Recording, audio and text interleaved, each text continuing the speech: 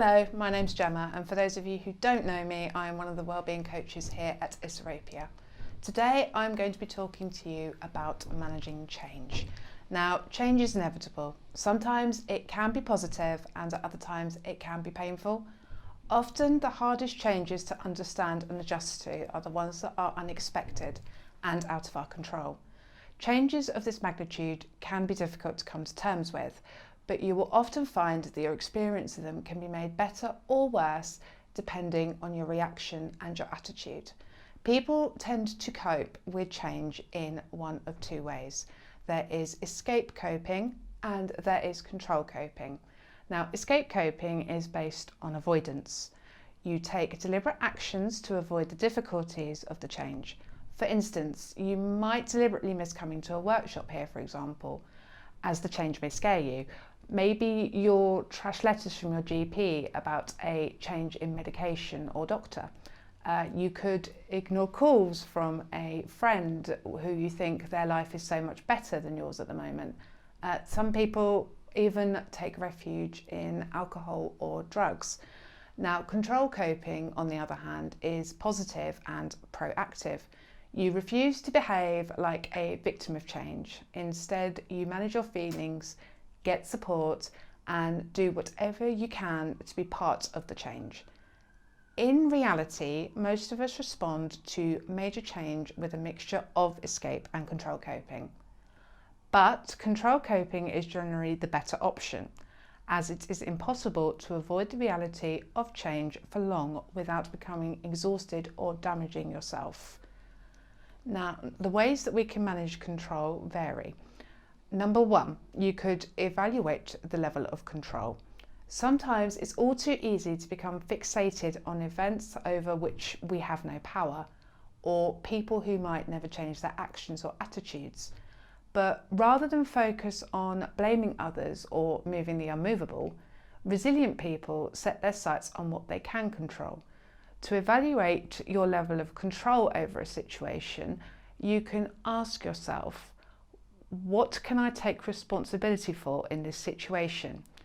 When you look for opportunities to empower yourself and work towards change that is possible, you're less likely to feel stuck in difficult situations.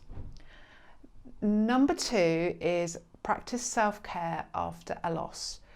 Often life's transitions involve losses, such as a death, a big move, the loss of a job, or a relationship breakdown. Even positive transitions like a graduation or a job change can make you feel a little sad. During these times of transitions, don't push away any grief you might feel. Acknowledge the loss and pay attention to what you've learned from the experience. Seek support among friends and family and consider speaking with Isorropia or other mental health professionals if you feel you need extra support during a transitional period that you may face. Number three, check your thought patterns. In times of change, it's easy for your mind to cut corners. You might see everything in black or white or assume that the worst will occur. But if you take the time to examine your thought patterns and assess how rational they are, you might find some space to nudge your thinking towards resilience. If you're not sure how to slow down your mind, practice relaxation techniques such as mindfulness or deep breathing. This can help you feel more in control of your brain and how you evaluate a major change. You can also generate more positive thoughts if you take the time to remind yourself about transitions and challenges that you've successfully navigated in the past.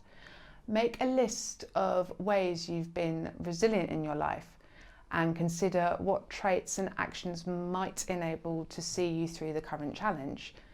By focusing on your strengths instead of your weaknesses, you will feel more empowered to meet what lies ahead. Number four, be in the present. While it's important to look to the past to find your strengths, sometimes you can feel too pulled into the future in times of change. When you worry about what the future will bring or what mistakes you might make, You forget to be in the present and observe what's happening around you. To bring yourself back to the present, get in tune with your body. Pay attention to how you respond to stress and set aside time to relax, take some deep breaths and bring your focus back to the present. Above all, prioritising your health in life's transitions means not being afraid to ask for help when you need it. Humans are social creatures by nature, so you weren't built to withstand every sudden event in life without the support of others. Talk to family and friends who are experiencing similar changes, or consider finding a support group in your community. Ask your doctor how to prioritise your health during change, and don't be afraid to talk to a professional about building resilience. You can't avoid change, but you live a life of resilience. You can embrace transition and see challenges as opportunities to thrive. Thank you.